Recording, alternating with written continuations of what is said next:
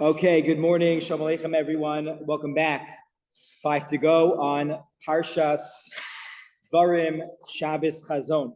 Shabbos Chazon is a very, very special Shabbos, not only for the name of the Haftorah, which is Chazon Yeshayahu ben Amot, which is the first perek in Sefer Yeshayahu, but the Shabbos itself has a lot of significance, and I want to elaborate.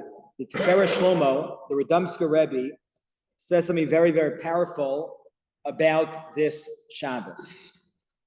We say in Lechadodi every single Friday night. Every single Friday night. If you notice, Lechadodi itself, just like pause in Lechadodi. Like, what in the world are we talking about in Lechadodi? You would think we'd be talking about Shabbos the entire time. It's not true. Shamor v'zachar b'dibur echad, great. Likrat Shabbos l'chu v'neilcha, check, Shabbos. We switch, very, very quickly into Lechadodi. What are we transitioning into? What's a topic? Every single Friday night. Yerushalayim, the Beis HaMikdash. That's Al Yidei Ish Ben Partzi, we're talking about David HaMelech. We're talking about, special messianic times. We're talking about the rebuilding of the Beis HaMikdash. It's a very, and why is that? Because Shabbos and the Mikdash are one and the same. The Arizal points out is that even though HaKadosh Baruch Hu took away the Beis HaMikdash from us, on Shabbos, the manifestation, the Kedusha of the Mikdash comes back to the world. It comes back to the world on Shabbos Kodesh. And again, this is the Shlomo Levi Alkabetz lived in the times of the Arizal in Sfat. He wrote this piyut. It's a relatively new, quote unquote, new piyut, but it's something that has all of Klal Yisrael has taken upon themselves to recite this. This is why many, many people have the minhag, is that there's like two tunes that we sing for Lechadodi. If you're really in touch with it, the first tune is a little bit slower or more depressing. Not depressing as in sad, but a little bit more, you don't move quickly with it. The second tune is supposed to be a little bit more upbeat. It doesn't need to be upbeat in terms of the you're going to dance right afterwards, but even the tune that you're using from it should be more upbeat because you're transitioning from the week to Shabbos, and you're transitioning nationally from a time of Gullus to Geula. If a Shabbos can come after 6 days of trudging around in the week, then the Geula can come too after 6 millennia, or many millennia of wandering around. So what do we say? Sorry, Yassi, go ahead.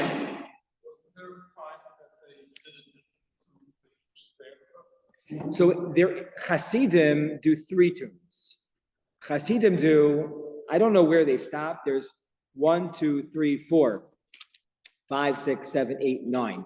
I don't know if it's 3, 3, 3. That would make sense to me. I'm not sure.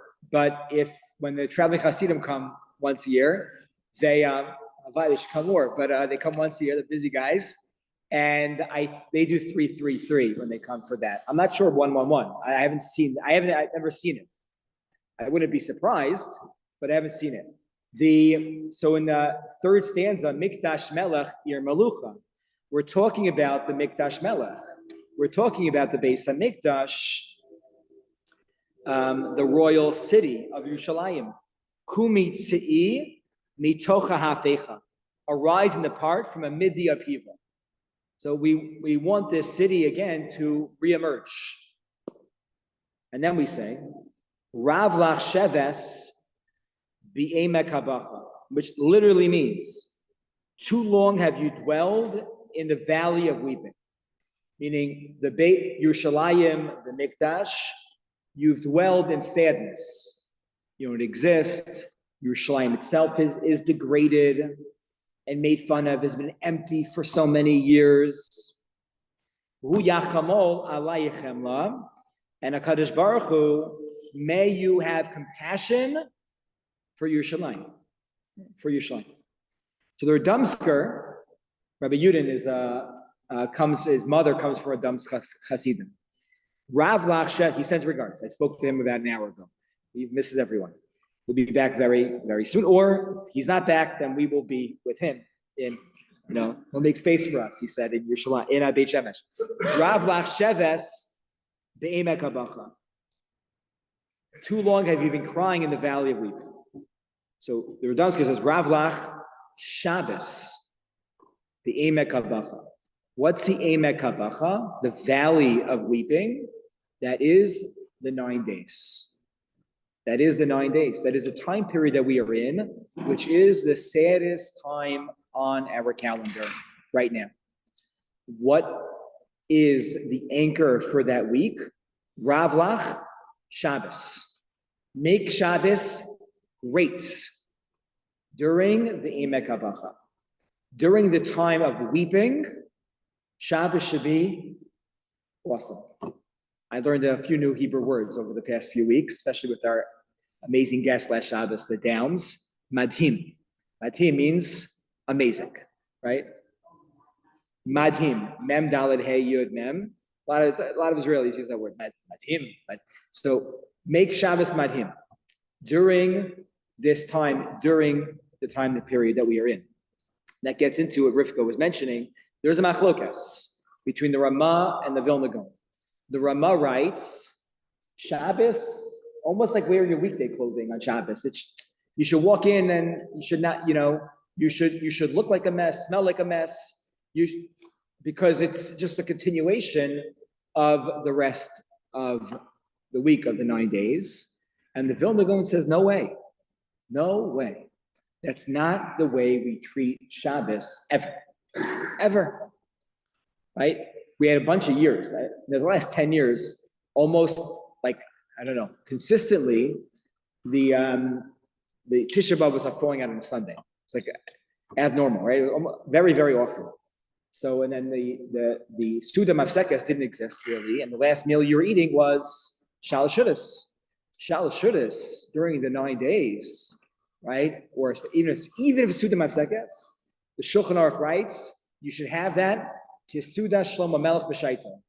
You should have fleishiks, and we should have, when we get to the Sefer Malachim, we'll learn what Shlomo Melech ate at his Suda. It wasn't it wasn't a piece of salmon. It was a very pretty elaborate meal. Even because the salmon's wonderful, not knocking the salmon. So during Shabbos, we should double down, the Radomsker says, on our experience of Shabbos, specifically during this time. Rav Lach Shabbos, Be'emek Habacha. I think it's a very, very powerful line. And we know when things are going crazy in the world, when we've had our fair share of experiences over the last few years, Shabbos has been our anchor, always. And if this represents at a national level, every year, the Mahapecha that we experience, then it should be Shabbos, that we should, make sure that we have extra nice food for the Shabbos, not just because we could eat meat, but because it is Shabbos, and that's, you're allowed to wear the clean clothing for Shabbos. It's called Shabbos Chazon. It's called Shabbos Chazon. Chazon is borrowed from the Haftorah. Chazon Yeshayahu ben Amos, which is the first parak, as we mentioned. Chazon means a vision. So Shabbos Chazon means it's a vision, it's a Shabbos of vision. The Sfarim do point out that the two previous Haftorahs, we have 3 Haftorahs that lead up to Tisha B'Av. The first one is called Divrei Yirmiyahu, right? The words of Yirmiyahu. Last week, anyone know what the first word was? Shimu Divrei Hashem. Listen, and now it is see. So 3 senses. That's right. We have to experience the Mikdash and make it part of who we are in Yerushalayim, and national tragedy in every sense of the word, right? Through listening, through seeing, and through speaking. But what does it mean that it's a Shabbos of vision? To the Levi Yitzchak Mivardishev. Sometimes I see the same idea in several different Sfarim. It's like I have to share with everyone. So this idea I saw in like a few different Sfarim. Same idea from Levi Yitzchak Mivardishev. Levi Yitzchak Mivardishev says, what does it mean Shabbos of vision? Vision of what? What are we seeing? What are we seeing? He says that on Shabbos, a Jew has the ability to see the Beis HaMikdash. Whoa. I don't know what it looks like. What if I could see the Beis HaMikdash? So there happens to be something very, very powerful that if you want to reach out to Sarah to work on this, you can. Several different organizations are working as a unique project. Rabbi Doron Peretz's wife, we met him, I met him now for a few times. Fortunately for me, I met him, but under unfortunate circumstances on Wednesday morning of the mission. And his wife is pushing out a new initiative. And we heard it there, we heard it Thursday too. What's the initiative?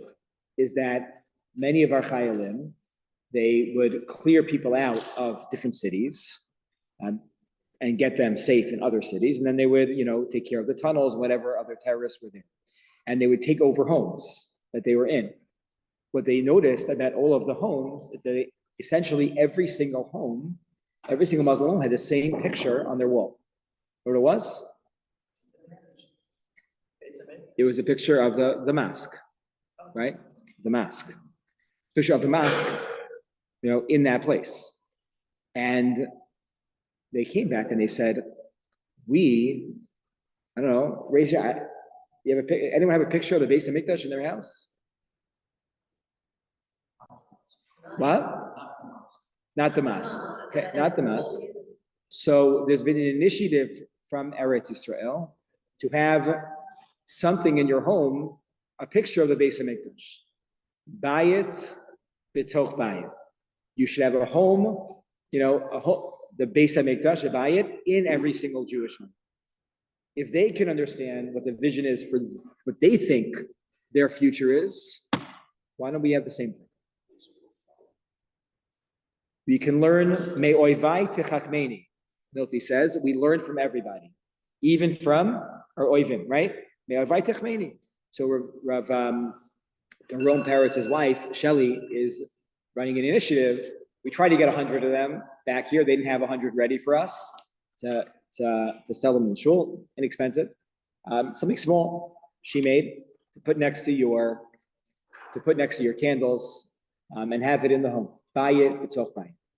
So Levi Yitzchak says that we have the ability to see the Beis HaMikdash, every single Shabbos Chazon.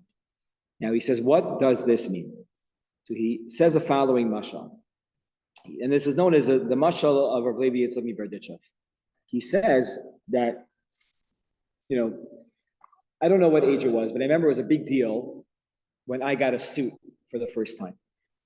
It was before my bar mitzvah, but it was like a big deal that my parents were buying me a suit, because I remember coming home from school all the time, playing football at recess, and coming home with ripped pants, like twice a week.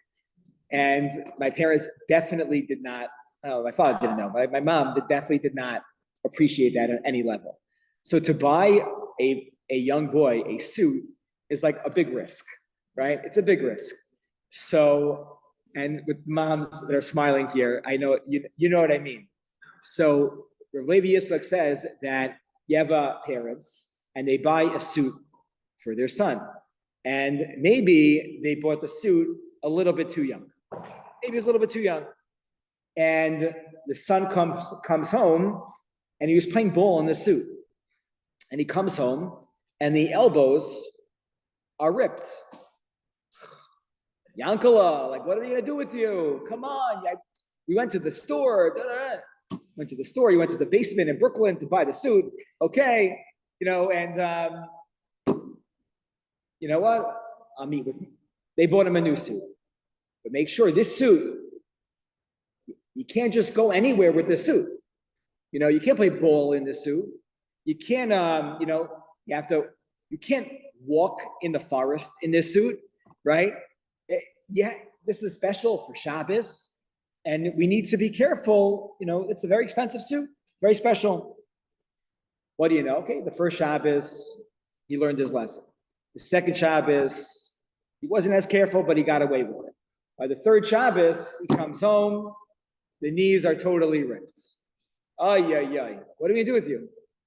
So this is what they do with him. You're a young boy. They go back to the store and they buy a new suit. And they say, this suit does not fit you right now. We're not going to buy a suit for you to wear right now. But we're going to put it in your closet. And in a few years from now, when you're ready, you're going to wear this suit. And on Shabbos, right? On Shabbos, you're going to open up the closet and say, this is my suit.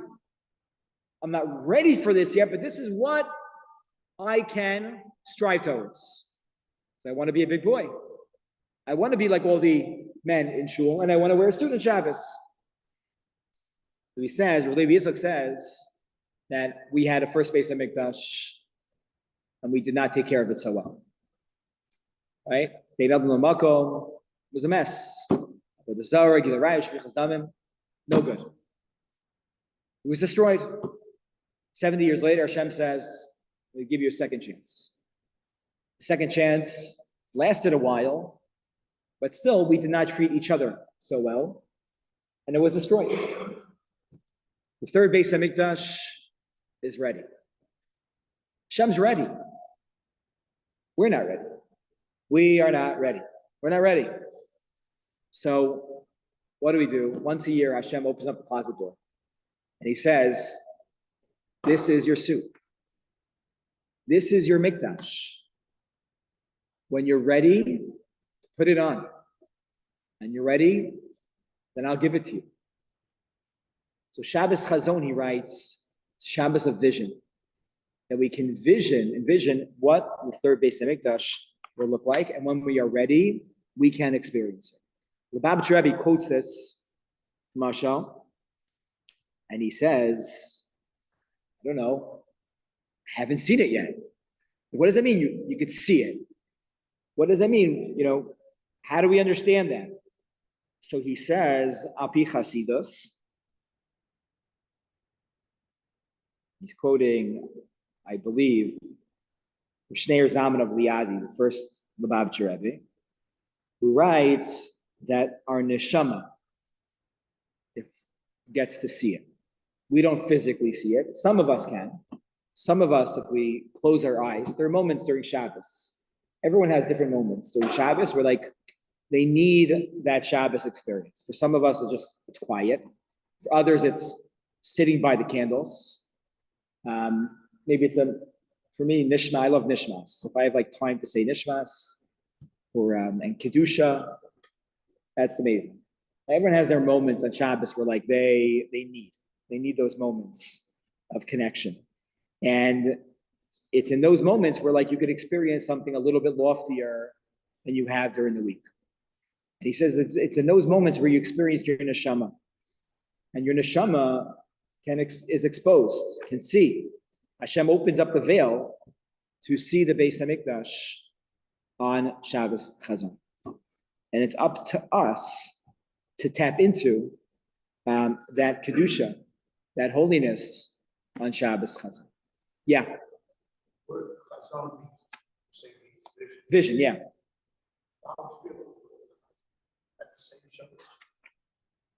I guess so. It's a very nice word. So what do we think? Yeah. So a chazan and chazon. Chazon is a vision. There's different levels of nevuah. The Chazal point out here that this level of nevuah is the harshest of nevuah. It's not flowery. It's not beautiful. It's a harsh vision that Yeshayahu ben Amos saw for the Jewish people that ultimately led to our destruction. But a chazan and chazon, it could be that we follow the chazan. The chazan has a vision for what, right, we should be. And if the chazan is the right person for that job, then we're able to, latch on and be elevated together. Maybe that's me. That's very nice. Okay, that's very good. Rabbi, Yeah. I always thought our tradition was the opposite. Building a house is then unfinished. Yeah. Saving it requires. Yeah. So it isn't. Yeah. It makes the thing that you walk by and Zeich see that, l'korban. Yeah. bad things happen. That is interesting. It's a good point. Like, and maybe like this, maybe we could do both. Rabbi Soloveitchik writes that there's two elements to remembering Yerushalayim and the Beis Mikdash, and they're both correct. One element is Zeichel Mikdash, meaning remembering the past, and the other element is remembering what it was like in the past for the future. The way he says this, actually, he says this on one of the keynotes. If you'll notice, on Tuesday morning, everyone's invited Tuesday morning. Please God, we should be in Yerushalayim. If we are not in Yerushalayim in previous years, we were able to sit together and go through the keynotes and share, a lot of the meaning of the keynotes themselves. Rabbi Soloveitchik was one of the first to unlock a lot of the keynotes. Kina Lamed Vav, the 36 kina that is recited on Tisha B'Av, is a kina about Sion Halo Tishalu. And he writes there, to answer Gary's question, is that there's two different parts to remember in Yerushalayim. There's remember Yerushalayim B'Chorbana, and he writes essentially the first 30 plus kinos are all about remembering Yerushalayim in its destruction. So, and we are not complete. Every single chuppah, there's a glass that's broken. I just did a wedding a few weeks ago. Oh, it's the cutest. And it was a second marriage. So one of the kids, a little boy from the first marriage, was there. And he was like my assistant the entire wedding. It was the cutest thing. And I whispered to the chas and kala, and we talked about this beforehand, before the wedding. I'm going to put the glass right under your foot, and you're going to break the glass. The boy goes, "We get to break a glass?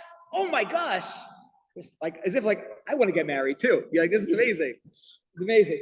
So he's like, "Can I do it?" And I didn't have the heart to tell him, sort of not your job, but what? I can make it your own. Yeah. So you can't use it, it's too thick, whatever. So that's Yerushalayim B'Chorbana, we are incomplete. And then there's a second element, and that's remembering Yerushalayim B'Vinyana. And the Tzion's, which are, there's 5 or 6 of them, written by Rabbi Yehuda Halevi, the author of the Kuzari.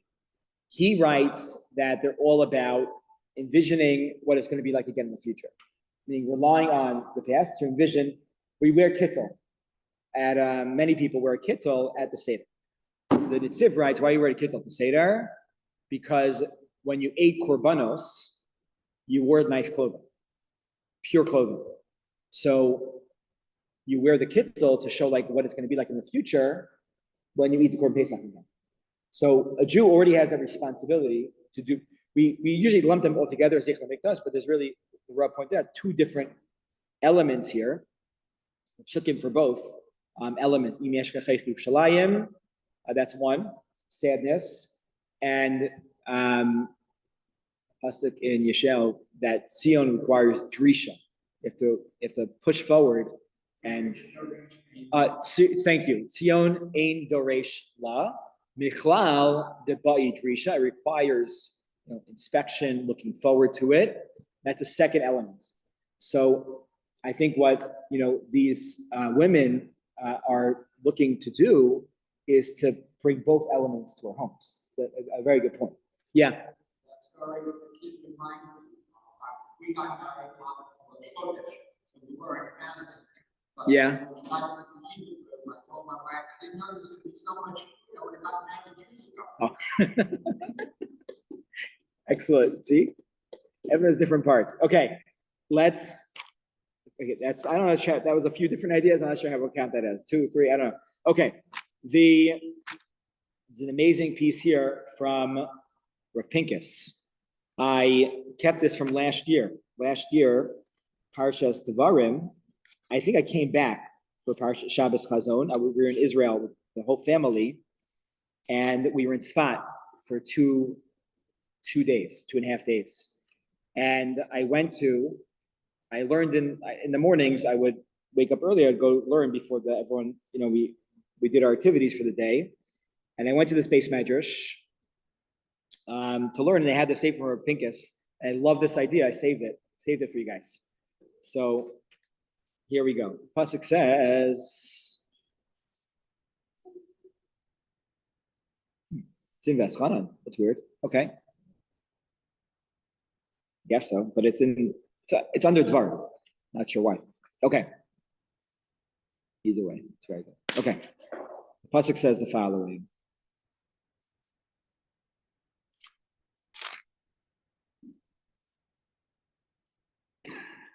You know what? I don't know what it's in Devarim. It's for Veschanan, so I'm going to save it for next week. Is that okay? I'm going to save it for next week. It's a very nice idea, but I will save it. Okay, good. In the Haftorah for this week, and in the laning for this week, there's one word that is similar across both, and they're both laned in a very unique tune, and that is the word Eicha, right? And that obviously connects to Tisha B'Av and the usage of the word Eicha throughout Tisha B'Av. The Megillah is called Eicha. Bunch of the Prakim begin with the word Eicha. A lot of the liturgy, the keynotes also begin with this word Eicha. Moshe Rabbeinu uses this word in the following way.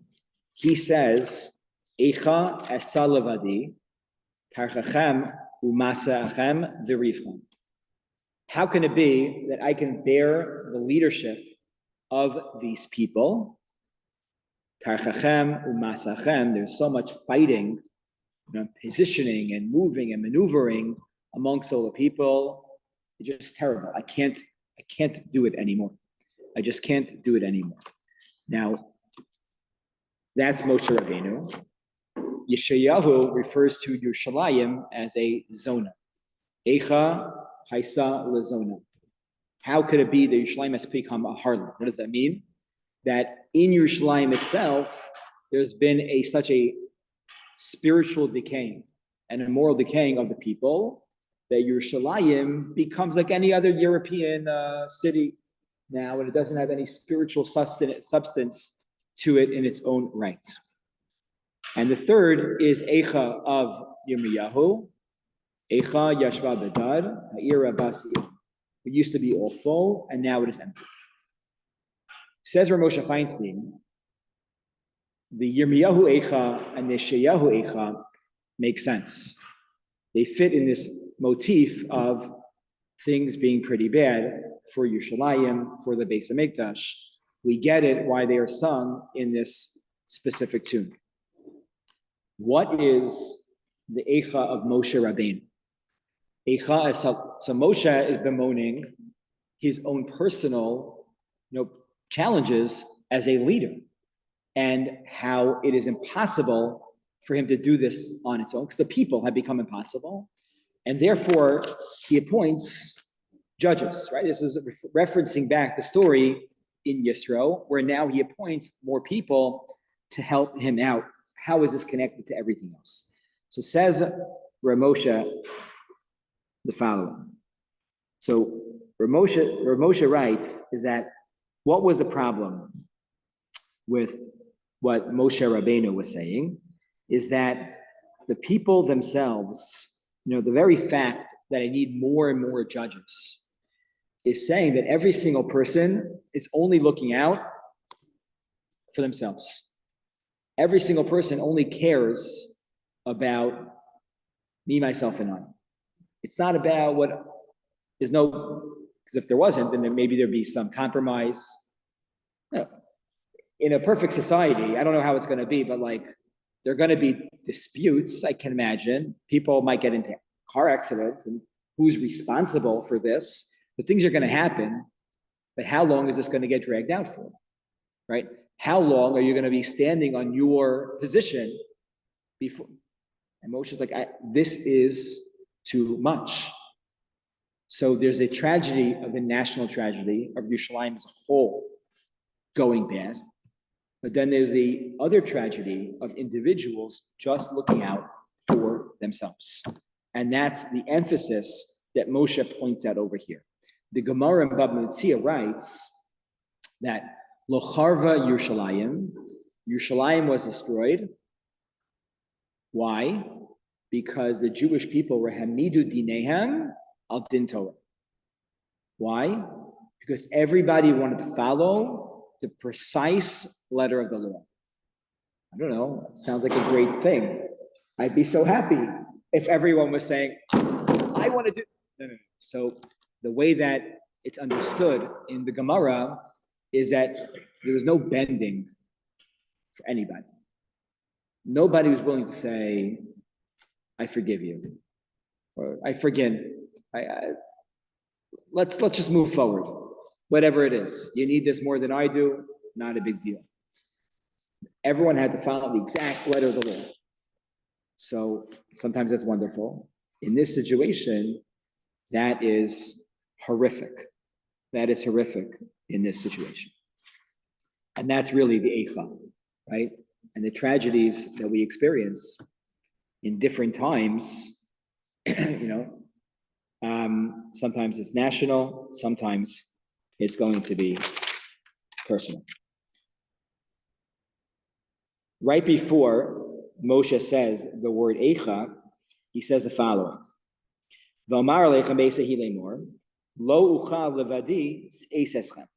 He first says, I can't handle this on my own. Hashem Elokeichem, Kirba Eschem, V'hinchem Hayom.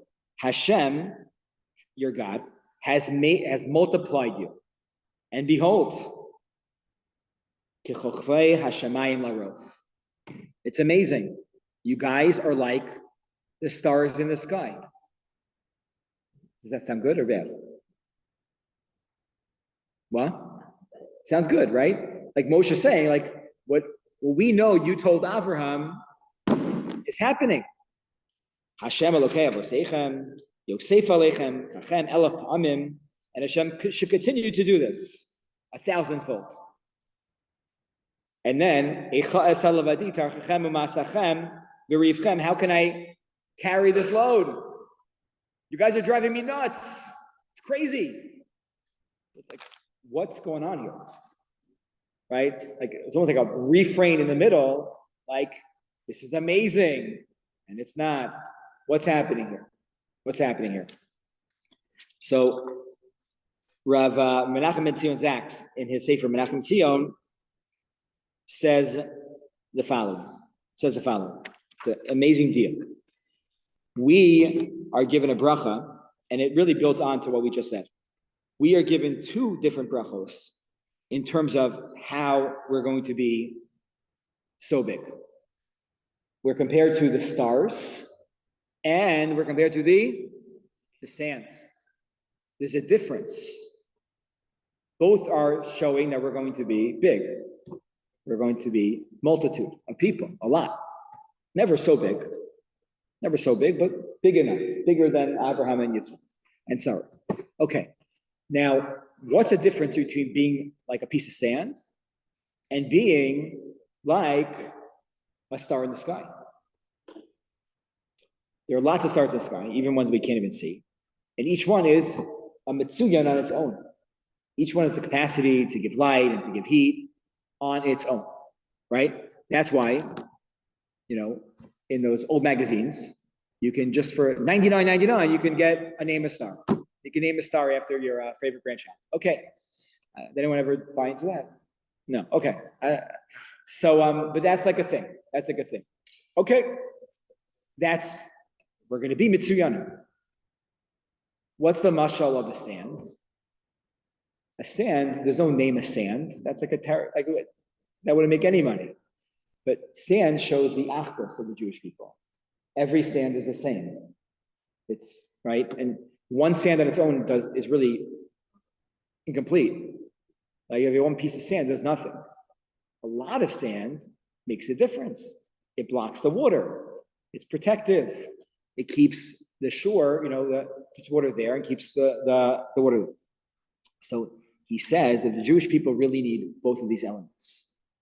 Individually, we need to understand how impactful and influential each of one of us can be on the entire world. We're like a star. At the same time, we have in the second pocket, we also need to understand that we're just one of millions. We're part of Am Yisrael. We don't play for the name in the back of our jersey. We play for the name in the front of our jersey, right? The Olympics right now, Team USA, right? We're Team Am Yisrael. We're Team Am Yisrael in the front. So what is Moshe Rabbeinu saying? He calls them, you're driving me nuts, the Jewish people. Why? You're only focusing on one element of the bracha that Avram gave you, that Avram was given. The bracha of each one of you is a mitzuyan. If that's the only thing that's driving us every single day when we wake up, that each one of us is a mitzuyan, that's going to cause a lot more fighting. It's going to cause a lot more fighting. That's, and we look through our history. If you look at, I'm probably going to talk about this again, but just on my mind right now, is that at the end of 2 Shabbos ago, we were in Yerushalayim, and we were staying in the place that we mission stayed at, this hotel. So Sarah and I, there was a little balcony, which is for everybody to sit on, and you could see the sun going down in Yerushalayim. What could be better? What could be better? And I davened mincha earlier that day, and Sarah and I took out our few pitas to sit down and just enjoy, have shal shudas outside. And there was 2 couples that were sitting outside there. So we got the schmoozing. They're both Israeli. One of them used to live did shlichut in Chicago, and he lives in Yad Binyamin. So within 2 seconds, we were like, we knew everyone that whatever, and he's running this organization now, Chayalim, and his house has become essentially a gamach for entire tzahal. It's unbelievable. And they say, why don't you introduce you to this other couple? Who are they? They are from Tel Aviv and completely secular.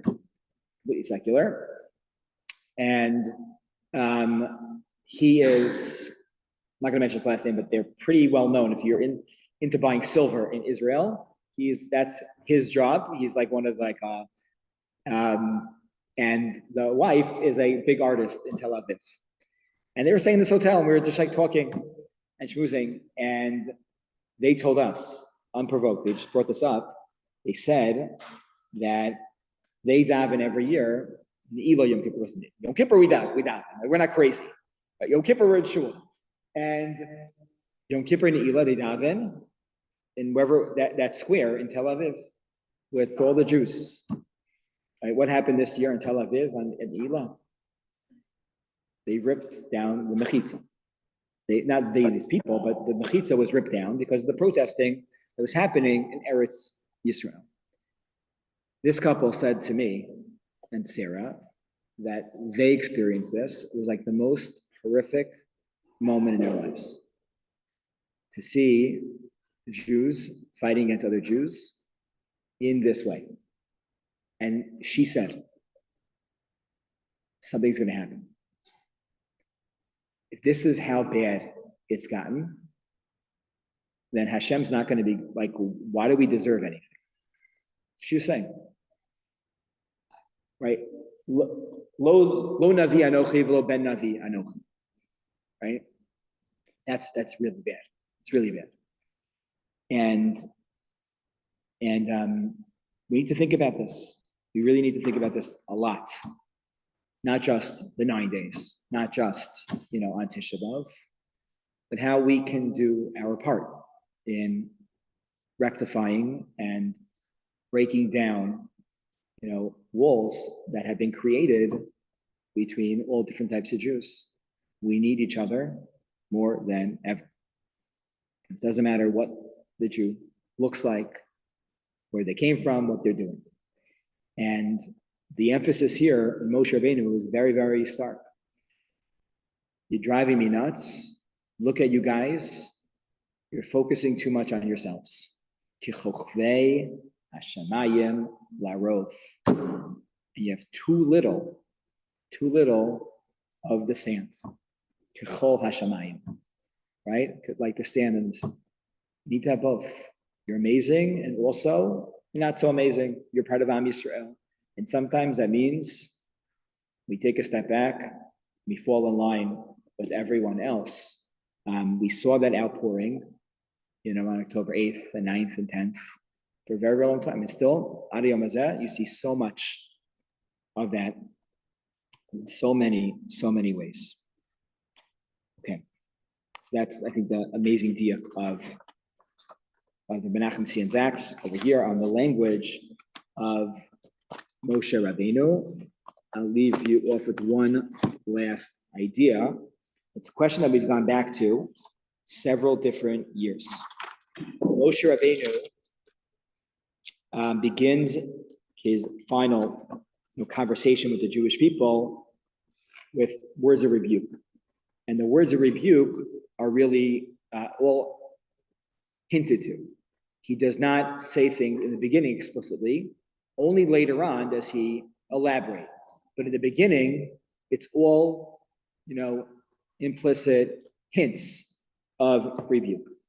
And he says, the Torah says, these are the words of Moshe Rabbeinu that he spoke Evar Yarden.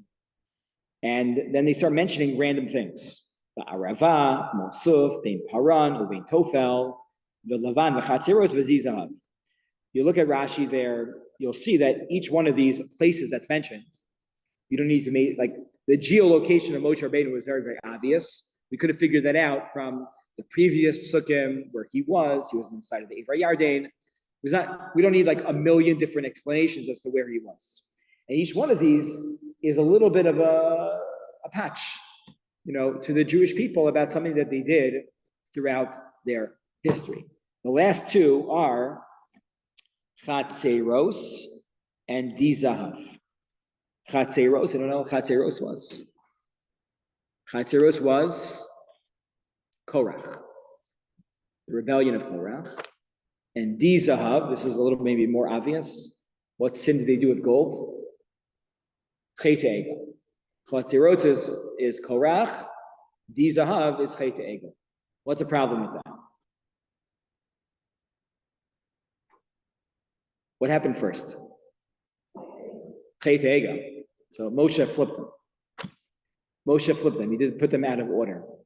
Why is Korach first and then Chet Egel? What? What do you mean? You should have learned what happened with Egel. You should never let it happen. You should not have rebelled against Hashem. You did this. I mean, he did it once already, Yes, Chet you should Egel. not done it a second time. So then they should be in order then. Chet Egel, then Korach. What's the last thing they did? What's the last thing they did? Korah. But it's not last then. The last one is Chet Egel. Right, that's what I'm saying. I'm saying they should have learned from whatever Korah was the last thing. Oh, so it's more frequent. Okay, it's more frequent. Gotcha. More recent. Good. Okay. So the Ramatis Bloom in his Sefer Torah Ladas, he writes the following. He says that the Medrash writes that Moshe Rabbeinu defended Am Yisrael at Chet Egel. They sinned with Avodah Zarah. Okay, was it really Avodah Zarah? Was it look like Avodah Zarah? Okay, for simplicity's sake, we'll call it Avodah Zarah. So Moshe goes up to God, and Hashem says, "Hello, like the second Dibra, Lo Yelecha Elohim Acherim. Like, look what's going on over here." Moshe says, so smart. He says, Jewish people didn't realize that commandment was for them. God, like, listen to the way that you said it. Lo Yelecha Elohim Acherim Alpana. You yourself shouldn't have foreign gods before me. The people thought, who was that commandment given to? Just to me. Because the first two commandments were given by Hashem. The last 8 were given by Moshe. To Hashem, the Jewish people thought, you were just talking to me. Can't blame them. I didn't have time to elaborate on this, because after Aseret Dibros, I stayed up on the mountain for 40 days, and I didn't get to teach them everything. So it's not their fault. right? It's my fault, your fault, I don't know. It's not, you can't blame them. Can't blame them. Okay? It's good. Moshe's good. Moshe's good. We want Moshe as our lawyer. We should hire him. What firm is he working for? Okay, so that was a taina. Obviously, it's incorrect, but when you're looking to defend your children, you want to defend them to the best of your ability. But what happens later by Korach? Korach rebels, and he gets everyone involved. And what's the crux of the argument? Moshe why is Moshe the leader? Why is Aaron the leader? Kol ha'eda kulam kadosha. Who heard all 10 commandments at Har Sinai directed towards all of us because we're so amazing? All the people.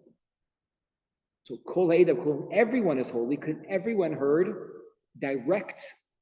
directly from Hashem all the commandments. So Moshe shouldn't be any special. Aaron shouldn't be any special. So says Moshe, now you can't have it both ways, right? The argument and rebellion of Korach shows us that Moshe's defense of Am Yisrael was wrong, and the Jewish people didn't learn from it, because if they did, they would have never rebelled with Korach. They would have never rebelled with Korach. So that answers our question as to why Korach goes first, because the hate of Korach and his rebellion shows that Moshe's defense was not a good defense, and the Jewish people really didn't learn the lesson.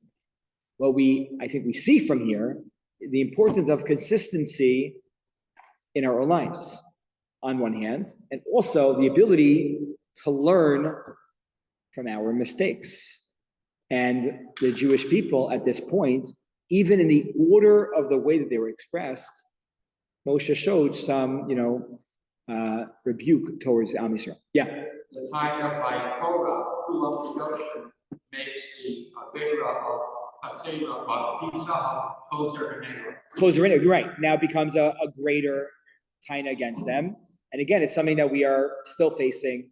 Something that we need kapara for every single Yom Kippur. So we began with Shabbos Chazon, the Shabbos of Vision, Rav Lach Shevach, the importance of Shabbos during this times of Emek Habacha, the mashal of Rabbi Yitzchak with the boys' suits, and we learned about what Eicha means according to Moshe Feinstein, how that relates to the connection of the rebuke of Moshe, that they are like the stars in the sky, and the inconsistency in the order of the rebuke with Korach going before Chet Ego. Wish everybody really a wonderful, special Shabbos for Shabbos Chazon. May all of the hostages be returned safely and soon.